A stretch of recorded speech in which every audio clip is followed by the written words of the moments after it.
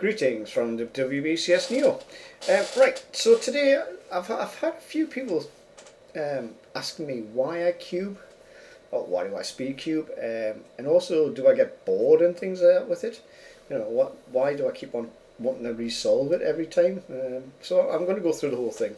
It all stems from my school days, so it goes all the way back to like the 1980s when when these things first came out. Obviously it was a craze, everybody had them, everybody tried them, lots of people failed, quite a high percentage of people failed, because they simply didn't know, back then there was no internet, so it was very hard to find information on how to solve these things. There were a couple of books brought out. There was a young lad who made quite a bit of money out of a book to tell you how to solve the Rubik's Cube, and I had that book, and that's how I learnt my first solving techniques. So back in the 80s, yeah, we had a school competition. I entered.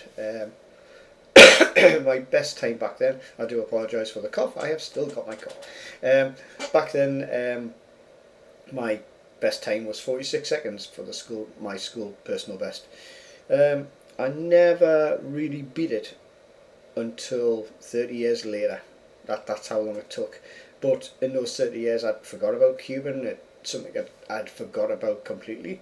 And I stumbled across a cube. Now I think we were moving house or something like that, and I stumbled across a bag of puzzles, Rubik snakes, cubes, things like 10 billion barrel. Still to this day have not solved that. I've had this since I was a kid and not solved it. Even though I do know I've been shown how to solve it, I still haven't solved it yet. I will get there one year.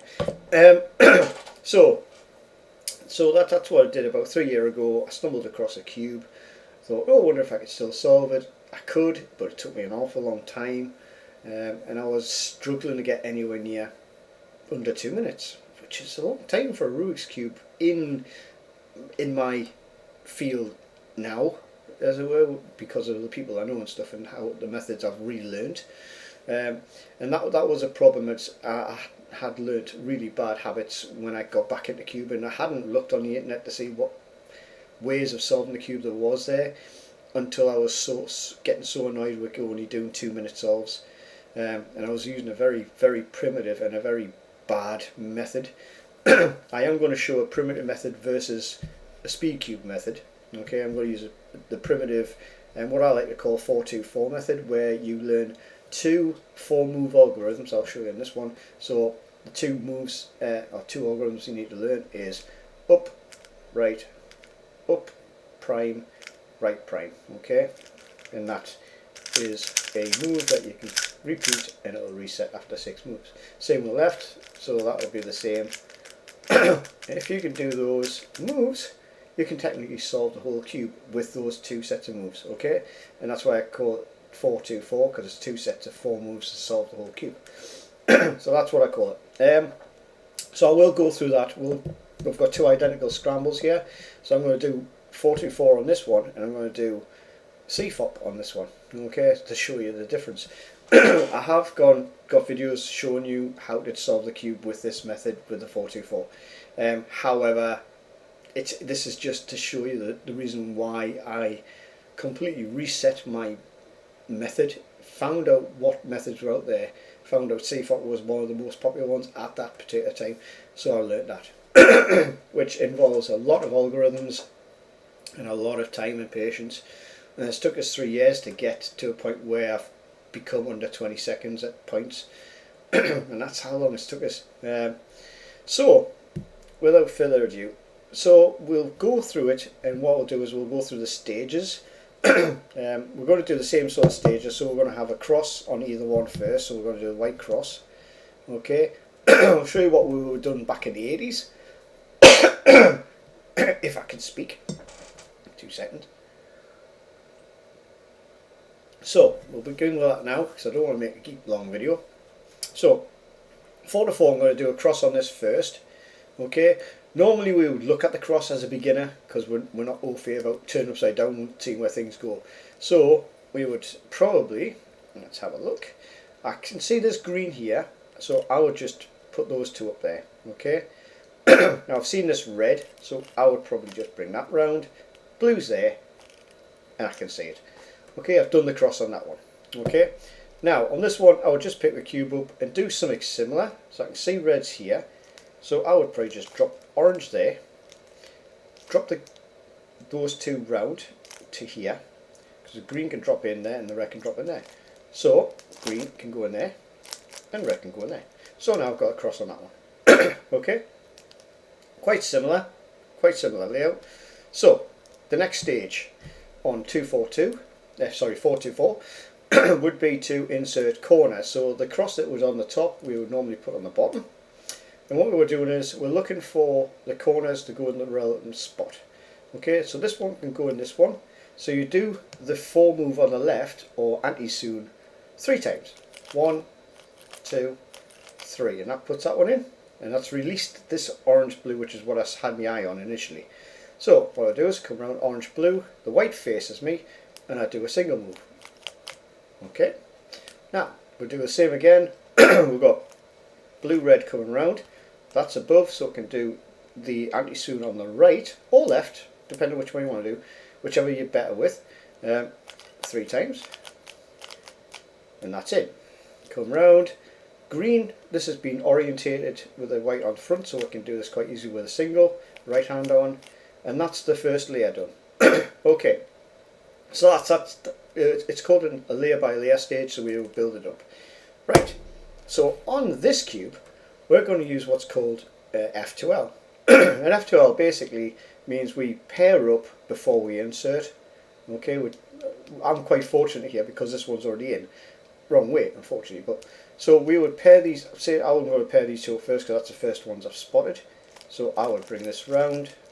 They are paired now, and I would just insert it. Okay, I've got red blue here already in there, so I would pair those two up and insert. Now I'm looking for, I've seen red green here, so I can rotate. Red green is now paired at the back, and I would insert it. Okay, last but not least, orange green, easy pair, and insert. That's it, F2L done, but I've done 2 layers. Okay, so I'm ahead on CFOP at the minute, so that's stage 2 done. Right, this one we would now do edge inserts as a beginner cuber. So we'll put this T shape with the orange, so we know that needs to go in there. Okay, so I would do left 1, 2, 3, 4. That gives me the pair. So you're still doing F2L technically, but you're doing it after the first layer. And this is why it's not as efficient, because you can do that both at the same time if you get into F2L. And we'll do the same with this one, right hand side, 1, 2, 3, 4. And that gives you the pair. Do the same again, orange green, we've got the T, that needs to go in there. So we rotate that so the T's facing. 1, 2, 3, 4 for the right hand side, got the pair. Rotate, so we do left hand side, 1, 2, 3, 4, and in. I'll repeat the next one. Red and blue's ready, we've got a T, goes in there. 1, 2, 3, 4, turn it, so the white's facing. 1, 2, 3, 4, and in. So what you're doing is you're taking this one out, pairing it up with this one, and then putting it back in, basically. Green and red, 1, 2, 3, 4, paired up, rotate, white front, insert. And then you've got technically F2L done. Okay, now, so that was stage 2. So we're now on the next stage of this one. Okay, so what I would do here is I would do what's called OLL. Okay, OLL basically orientating the last layer, this layer being the last layer.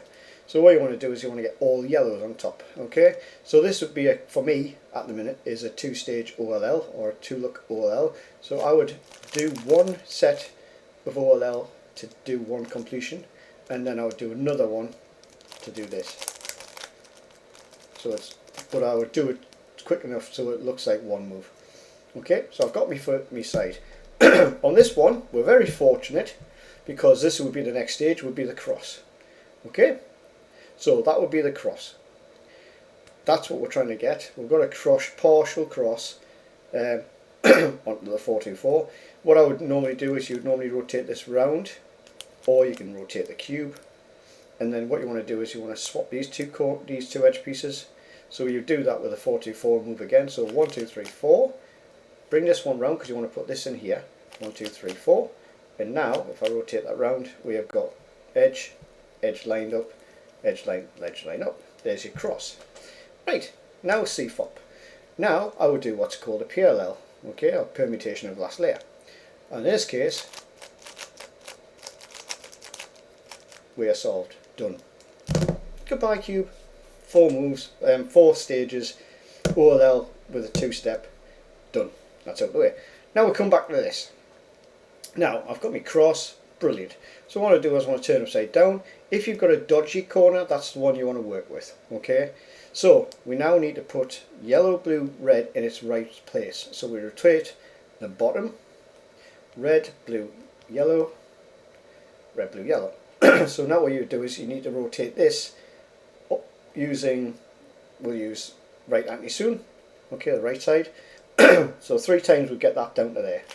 1, there it is, okay, 2, 3, okay. Now that's swapped with an orange, yellow and green.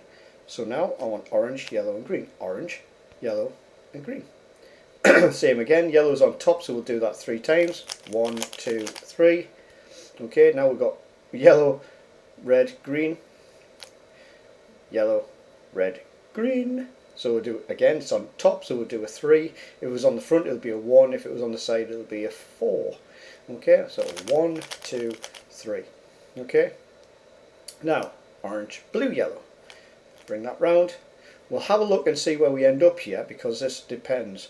So we've got 1. So the problem we've got here is this is still broken. So 2, 3, and we'll get this corner back.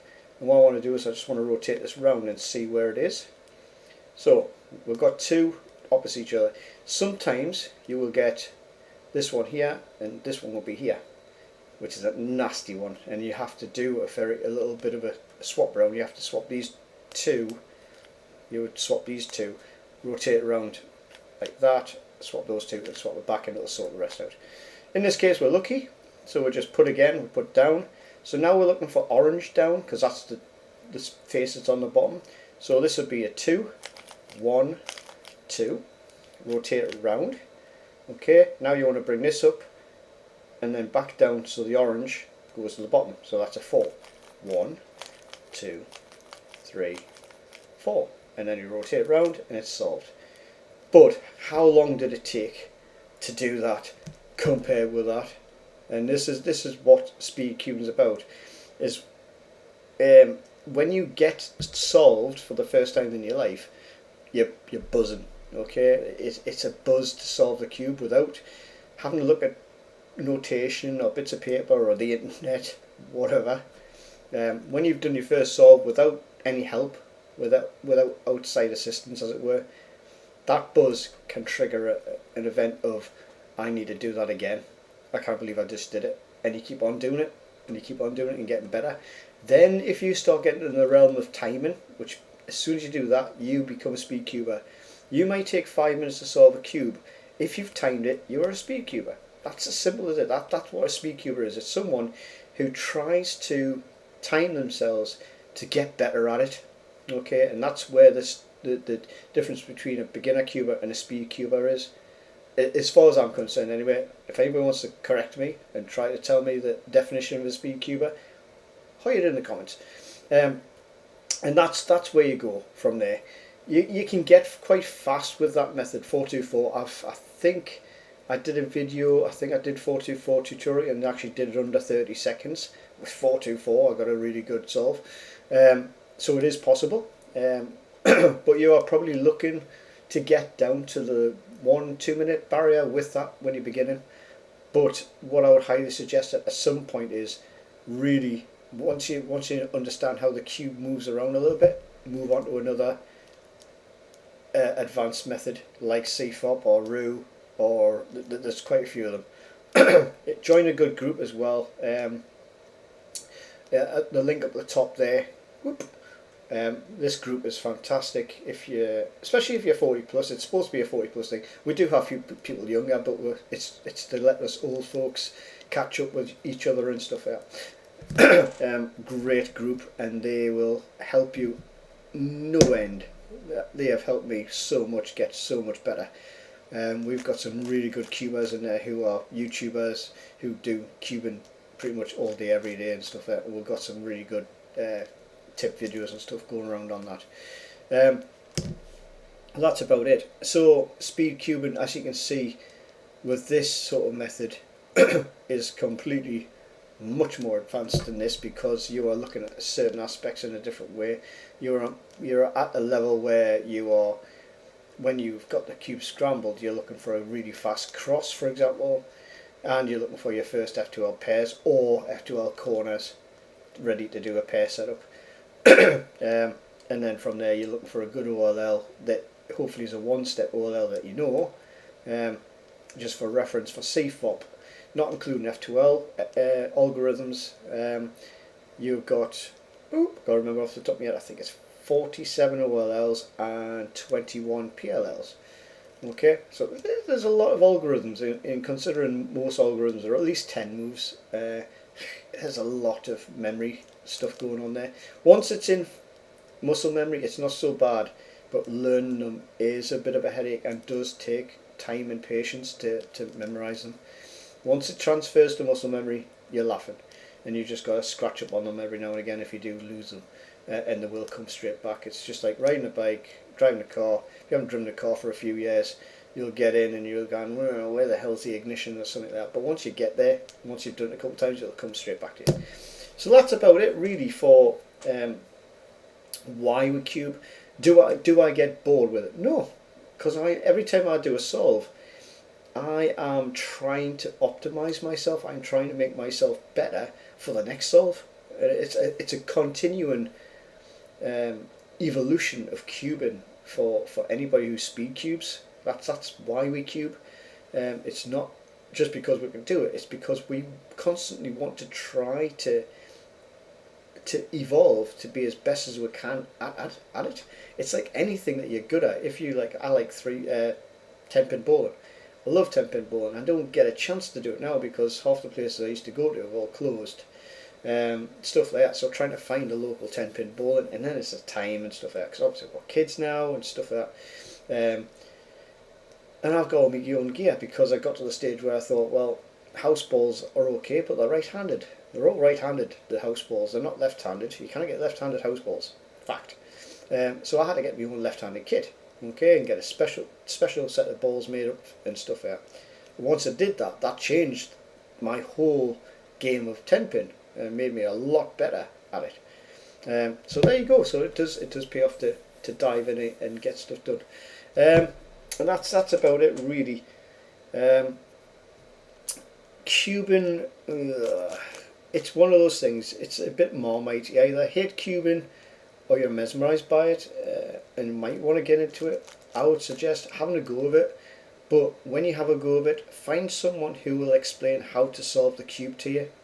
Okay, don't just have a go unless you're willing to look at the 4-2-4 method I said. I have a 4-4-4 method on my website which adds a couple of extra algorithms to learn just to speed it up a little bit, and it is a little bit easier to understand and look at the cube and go, oh, that makes much more sense, because 4-2-4 is so stripped down. That is as basic as it gets to solve a cube. However, it is a little bit of a turn around, look around, and you've got to know what you're looking at, so it takes a little time to get used to looking at things. Okay, but that's what we're here for. We're here to teach people how to cube if they want to cube and stuff as well. So until the next time, enjoy. If you have any queries or if you want to learn how to cube, I can either do it on video call, or if you're local, I can arrange to meet up and do the cubing and stuff and try to teach you the basics. Basically, you should be able to learn 4-2-4 and if you are hard at it in a day. Okay, there's no reason why you shouldn't be able to solve a cube in a day if you're taught the 4-2-4 method. You will not be able to learn CFOP in a day. Anybody who says they've done it, bloody impossible. Okay, because it's just, your brain just could not do it. Okay, simple as that. If computers found it took so long to find out how many computation was on a cube like this, which is 43 quintillion or whatever it is, your brain's not going to absorb the whole C4 idea in a day. It's just not going to happen.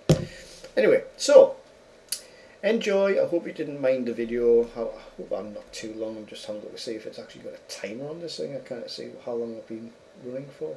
20 minutes. Oh, that's not too bad. Right, until the next time, have fun and keep cubing if you are cubing. See you later. Hi, this is WBCS Neo. Thank you for watching this video. If you did like it, please check out all the other videos I do have. More importantly, please subscribe, like, share, and if you can, comment below if you want. Okay, comments will be answered as soon as I can. Until the next time, see you later. Bye bye.